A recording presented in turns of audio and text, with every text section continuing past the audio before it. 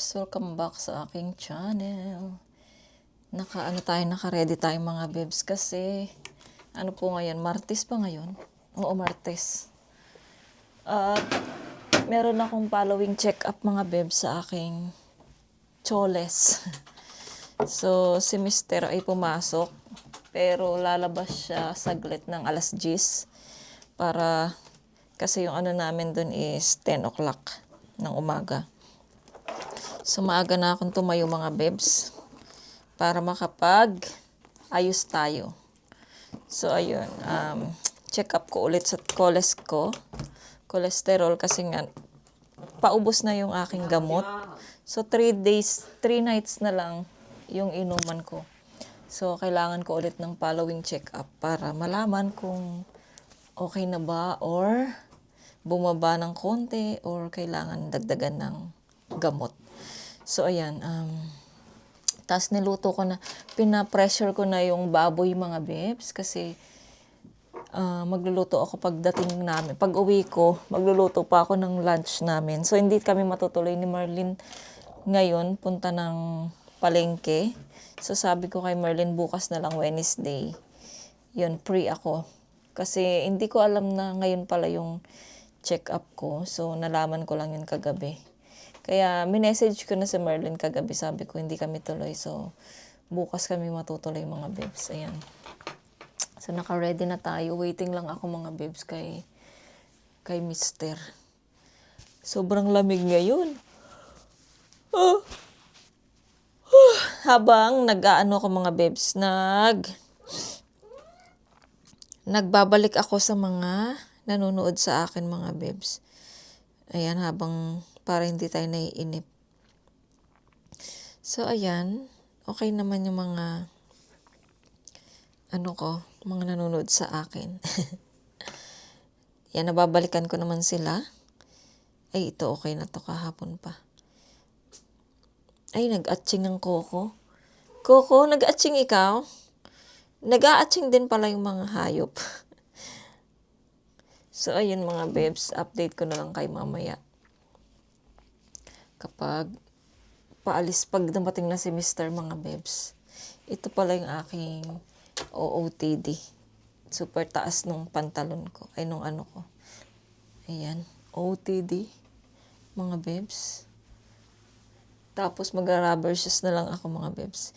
Hindi ko pa nasusuot yung aking yung aking nabiling Converse kasi nga hindi tayo nakakapag-charge. So sana nung Sunday ako yung magpi-pray. Hindi kami nakapag-charge kaya itong week na to ako na yung magpi-pray mga bebs. Nakakakaba mag-pray. Kasi nga, syempre, binabasa ko yung prayer ko, Korean. So, syempre, kinakabahan pa rin ako. Minsan, mga bebs, pag nasa harapan na ako, hindi ko na nababasa yung mga letters. Kasi parang biglang dumidilim yung paningin ko pag nandun na ako sa harapan dahil sa kaba. So, ayun mga bebs, update ako mamaya pag nandyan na si Caleb. So, see you later mga bebs.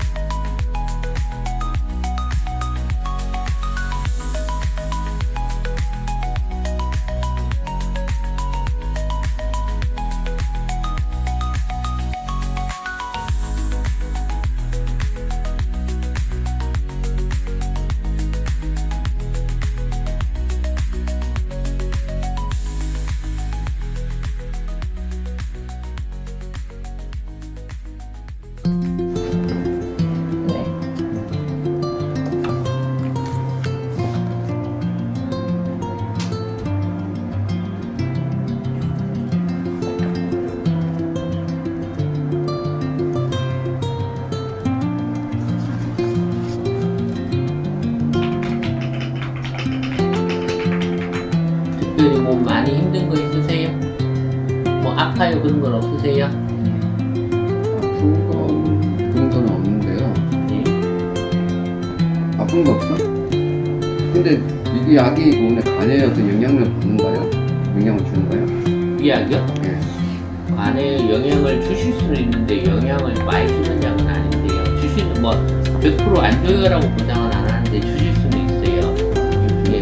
그래서 한 번씩 약 먹고 나서 피 검사를 할 때 챙기시는 게 콜레스테롤 수치가 얼마나 떨어졌는가도 보지만 약 먹고 간이 나빠지나요? 그다음에 당뇨가 원래 당뇨기가 같이 있어서 당뇨가 오늘 조심해야 돼서 당뇨가 나빠지면 물론 원래 피 검사 한 번씩 하거든요. 당뇨기가 있는 거예요. 당뇨는 그 약을 먹을 정도는 아닌데 이제 당하셔서 5.6 헤모글로빈 A1C 당화 해소성이 5.6 있으면 완전 정상인데 6.5 넘어가면 약 먹고 대신에 앞에 5.7, 5.6이니까 조심을 해야 돼서 그래서 고지혈증 콜레스테롤 약을 원래 드셨던 것보다 약을 많이 약한 걸로 바꿔드리거든요. 저희가 약을 많이 약한 걸로 대신 이제 약이 너무 약해서 혹시 원래 드셨던 것보다 약효가 거의 한 3분의 1 수준 약인데 혹시 약이 너무 약해서 좀 더 올리는 게 안 맞나 할 때는 있거든요. 그래서 우리가 약을 두세 번 먹었으니까 뭐 밥을 굶고 왔었으면 약 먹고 얼마나 효과를 받나요? 혹시 부작용으로 간 나빠지나요? 이런 건데 혹시 중간에 피 검사 같은 거 해본 적 있으세요? 아니 지금 피검사는 해야 할 것 같아요. 오늘 검사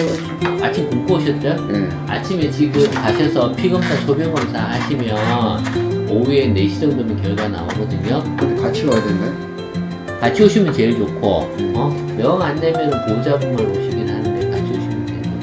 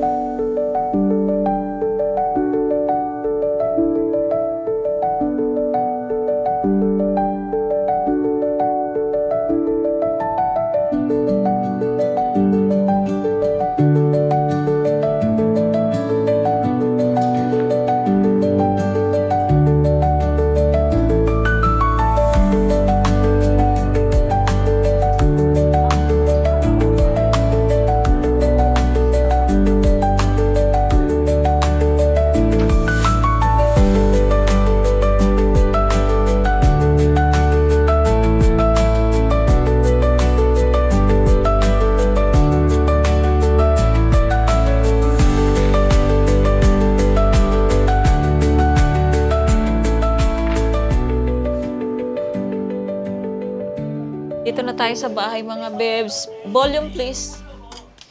Ayan, so tapos na tayong magpa-check up. So ito na ano tayo, kinuhanan tayo ng dugo tapos sa urine. Tapos urine test din mga bebs. Ngayon magluluto tayo ng hindi ko alam kung anong pangalan ng lulutuin ko mga bebs. Basta magluluto ako ng may tomato sauce. So, bahala na sila. Umintindi sa luto ko. Ayan, magbabalat muna ako mga bebs ng patatas. Anong oras na? Ay, late na. Alam nyo ba? Kapag, di ba, magpapacheck up tayo ng di ba? So, bawal kumain ng umaga.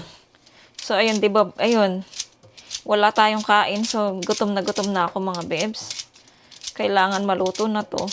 Pero kakain ako ng biscuit para hindi ako mabigla pag kakain ng kanin kasi baka pag binigla ko yung tiyan ko mga bebs, baka sumakit na naman siya. Kaya katapos ko dito mag-snack ako ng biscuit para hindi mabigla yung tiyan ko mga bebs. Aray, ang sakit ng yung pagkuha ng dugo. Sakit pa siya.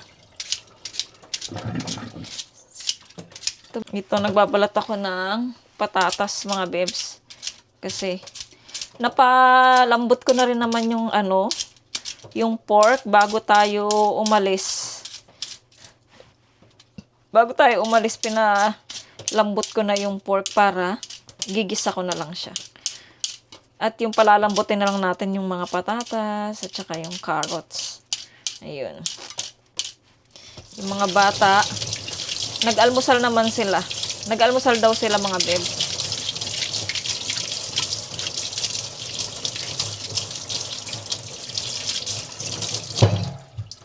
Nag-toast daw sila ng bread. So at least kahit na wala sa bahay, marunong na silang mag-ano ng sarili nila. Mag-prepared ng pagkain nila.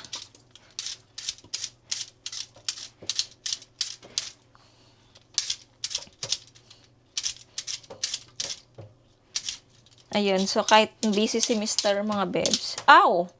Kahit busy si Mr. Ayun, lumabas pa rin siya. Mamaya ulit mga bebs. Mamayang alas 4. Mamayang alas 4 lalabas yung yung test ko. So, lalabas na naman siya sa work niya. Para sabihin kung ano yung lumabas sa test ko mga bebs. Pupunta ulit kami ng hospital mamayang alas 4. Ayun. Buti nga, dito pwedeng pwede kang magpaalam saglit sa sa company. Sa iba hindi pwede, no? Parang yung iniwanan ng asawa ko na work dito.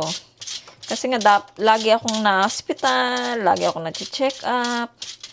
Ayun. So siguro nagsawa na yung nagsawa yung company, kakalabas ni Mr. para lang samahan ako sa hospital. Ayun tuloy, tinanggal siya sa At saka mas maganda na rin tinanggal siya. Mas okay yung dito, yung work nila dito mga bebs. Mas gusto ko yung bago niyang company. Kasi yung bago niyang company, every other day, ay Saturday. Tsaka pag mga bebs, may mga bonus sila. At lalo na next month mga bebs, holiday. So, meron silang matatanggap kapag holiday. Gaya nung Christmas mga bebs, meron silang natanggap na tinapay. Binigyan sila ng tinapay. Ayun. So, mas maganda yung holiday talaga next month. Maganda. Mga bebs. Perang makukuha or gifts, ganyan. So, ayan. Lutuin ko muna to mga bebs yung ating ulam. Sobrang nagugutom na talaga ako. Pakita ko na lang sa inyo later mga bebs. Hunain ko muna to para matapos tayo agad. Para walang chika-chika muna. Mga bebs, maggisa na tayo habang tayo kumakain ng cookies. Yung binili ko mga bebs sa previous vlog natin.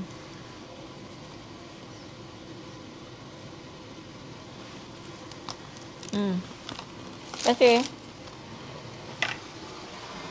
anong oras na? 11:45 na mga bebs. Kailangan ko namang gisa.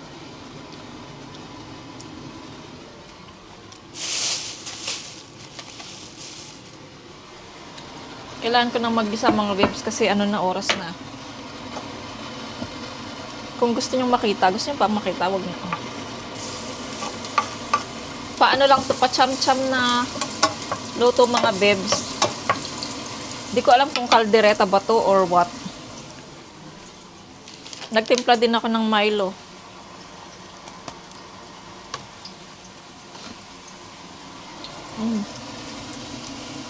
Sarap.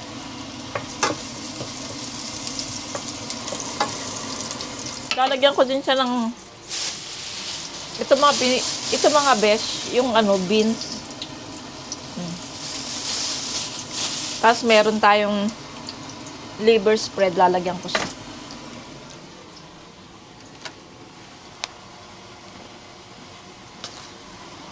Sobrang gutom na ako. Kaya, luluto na ako. Mga bed. Madalian lang to. Mga Dali ang luto. Medyo natagalan kasi tayo sa paghihintay sa sa hospital. Pero at least napakuluan ko na tong baboy, at least hindi na siya matagal. So ayan. So ayan mga bebs, lagay na natin yung pork. Hinain natin.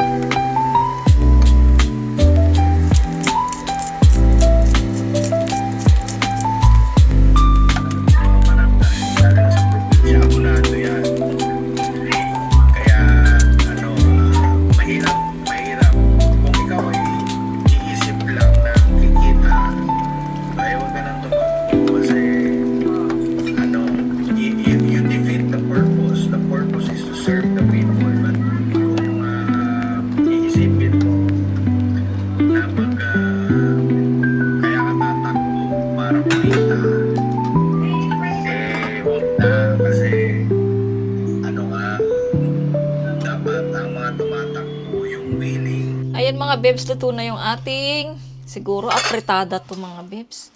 Yung ulam, so maglalagay na ako sa mga plato nila mga bebs. Kasi nga, para kumain na kami. Lagpas na rin 12 na, tawag nito. 12:20 na mga bebs. So lagyan ko sila ng gulay, tagi-isa, na sana ay kainin nila. Ayan, tagi-isa kasi hindi sila kumakain ng gulay. Si Yetchan kumakain siya mga bebs. Kung ano yung ilalagay ko, kinakain niya. Itong isa kasi mga bebs, napaka-arte. Kaya, kaya madali siyang dapuan ng virus.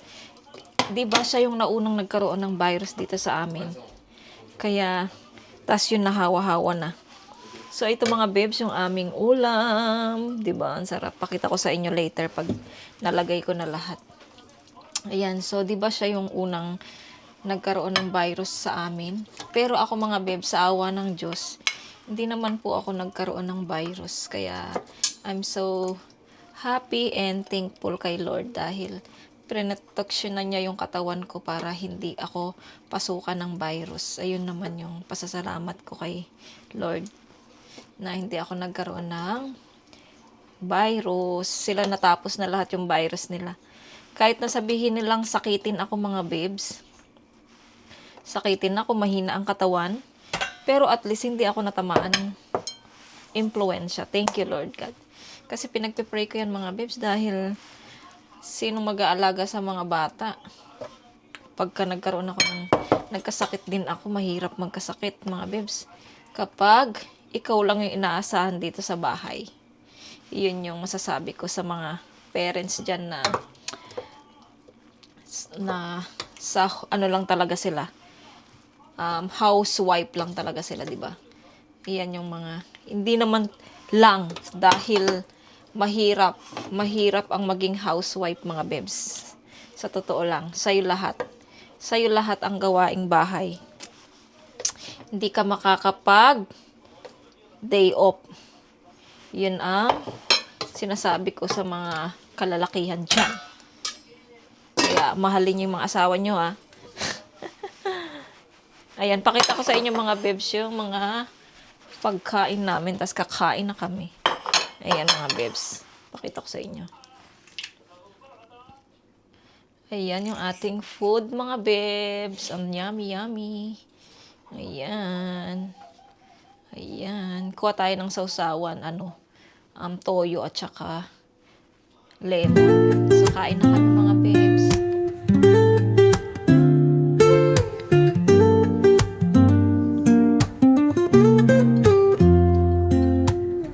Woke up late, missed the morning glaze, but the sunlight hits in so many ways. Grabbed my shades and hit the streets, no plan, chasing vibes like seashells in the sand. Radio hums a tune I can't name. Crooked smiles, crashing waves, no shame. Flip my phone, toss it in my bag. Today's for us, no time to lag. Feel the world just turning. Mga babes, dumating si Mr. kanina bago mag alas 4. So, siya na lang nagpunta doon sa hospital mga babes. Pwede din namang hindi ako sumama or sumama ako, ganun. So, hindi na ako sumama. Tinatamad na ako magbihis mga babes. Kasi nga paglalabas ka ngayong winter, ang dami mong suot-suot. Kaya sabi ko hindi na ako sasama. Kaya ayun si Mr. na lang, hinihintay ko na lang siya kung ano yung resulta. Siguro hindi na siya papasok sa work kasi nga, tawag nito. Baka hindi na siya bumalik sa work. Kasi anong oras na ba? Mag-aalas 5 na. Tapos kung babalik pa siya, 6 o'clock. 6 o'clock, uwi na rin siya. Kaya siguro, pinauwi na rin siya ng maaga mga bebs. Ito, higa-higa ako mga bebs. Relax kasi nga, nakapagluto na rin ako ng ulam kanina, diba? Yung tanghalian namin, iyon na rin yung ulam namin mamaya. Tapos, marami na rin akong sinaing. So, iyon na rin yung kanin namin. So, higa-higa lang ako. Hinihintay ko lang si Mr. kung anong resulta nung aking test sa cholesterol at sa ihi ko, mga bebs. I'm so nervous kasi hindi ko pa alam kung ano yung resulta. Kaya kinakabahan ako habang naghihintay ako. Sana okay lang yung cholesterol ko, sana hindi siya tumaas. Sana ay bumaba na siya. Ganun yung aking panalangin. In Jesus' name. What, Coco? Come. Shh. Come. Tignan niyo si Coco mga babes. Nasa mesa. Ko siya. Ano yan? Ayan, oh. Coco. Kita niyo mga babes. Parang display lang siya dyan, oh. Coco. Hello ka daw sa mga subscribers natin. Hello po. Diba? Dali. Hello po, maraming salamat sa suporta. 이상한 거예요? 설 이렇게 한 게. Tahimik lang siya mga bebs. Oh. Uy. 이상하다. Ang cute-cute niya. Ayan, parang may paparating na. Ramdam na ng pusa pag meron dumarating eh. Kasi yung tenga niyan, grabe ang lakas makarinig niyan. Yung tenga ng mga pusa. Kaka. Mga bebs, update ko kayo. Dumating na si Mr. So ngayon naliligo na siya. Galing siya ng hospital mga bebs. So yun na nga, hindi na siya pumunta ng work niya. So umuwi na siya. Ayun, update ko kayo sa resulta ng aking test mga bebs. Puro Korean kasi. Sa ihi ko yata. Ito yun ah. Sa ihi naman mga bebs ay normal. Pero ay anong tawag nito? Ay ito mga bebs yung resulta eh. Yun muna yung sa aking cholesterol mga bebs ay okay na mga bebs. Bumaba na siya. Ayan. Yung HDL ko daw cholesterol ay 51, age 0-40. Tama ba? Tapos yung LDL cholesterol ko ay 71, 0-140. Ayan. So, normal na daw siya. Pero mga bebs, binigyan pa rin ako yung gamot na iniinom ko pa rin. Na sobrang hina pala nung gamot ko na yan. So, sobrang lang siya, okay na lang siya. Mababa lang yung dosage niya. Tapos, okay na daw yung cholesterol ko. Tapos, yung aking sugar, okay daw, wala naman daw. Tapos, yung aking liver, okay din daw. Normal. Sa ihi daw, merong konting, parang yung last, meron din. Tapos may konting dugo. Siguro dahil sa, pasensya na sa mga kumakain dyan, mga bebs. Kasi nga kakatapos ko lang din magkaroon, diba? So, baka iyon yun. Kaya may nakita lang na konti. So, ayun. Lahat siya, mga bebs, is normal. So, maraming salamat sa mga prayers nila pastor, nila asawa ni pastor, sa lahat ng mga nagpe-pray sa akin, sa pamilya namin. Ayan, maraming salamat. Ayun ang aking. Tapos, syempre, pinagpe-pray ko rin sarili ko, no? Yung pamilya ko. Ayan, so maraming salamat. Lord God, okay yung aking test. Sana ay tuloy-tuloy na to. At sabi, iinom pa ako ng gamot ng 3 months ulit, mga bebs. So, binigyan ako pinilagay ko doon ng 3 box ulit, mga bebs. Ayan. So, naka-ready na yung pagkain ko. Kakain na ako. Tapos nanonood ako dito sa Netflix, mga bebs, ng drama. Kung napanood nyo na yan, matagal na tong drama na to, mga bebs. Siyempre, Korean drama. Ang pinapanood ko is yung Giant, mga bebs. Giant na drama. Kung napanood nyo na yan, lumang drama na siya, mga bebs, K-drama. So, ayan, sobrang napupuyat kami dito ni Mr. mga bebs. So, iniintay ko siya kasi nga naliligo pa siya. Tapos, waiting lang ako dito, tapos ipi-play ko na to, mga bebs. Ayan, so, maaga na kaming manood ng drama kasi mamaya meron din kaming prayer ng mga bata at ni Mr. Ayan, so, baka mag-i-end na ako ng vlog dito. Sana nag-enjoy kayo, mga bebs, sa vlog natin for today's video. Hindi naman enjoy kasi galing tayo ng hospital, 'di ba? So ayan, so maraming salamat po sa lahat ng mga nagsusuporta sa akin, especially yung aking mama na laging nanonood sa akin. Tas si Papa, ayan, pag nakahiga daw sila, doon sila nanonood kahit nire-replay lang nila yung vlog ko. Ayan, sobrang nakakatulong na rin 'yun sa sa views ko at saka sa kikitain natin. Ayan. So, nakakatulong yun. So, thank you, Mama and Papa, sa panonood ng vlog ko. Kahit pa ulit-ulit pinapanood nyo. Ayan, si Mama. Ang pangalan ni Mama is, shout out ko si Mama Imelda Villapuerte and si Papa Victorino Villapuerte. Ayan. So, ayan, maraming salamat po, mga bebs. Kung bago lang po kayo sa akin channel, please subscribe to my channel and hit the notification bell para po lagi po kayong updated sa aking mga video. Bye! See you po sa aking next vlog. Be nice and be good. God bless everyone!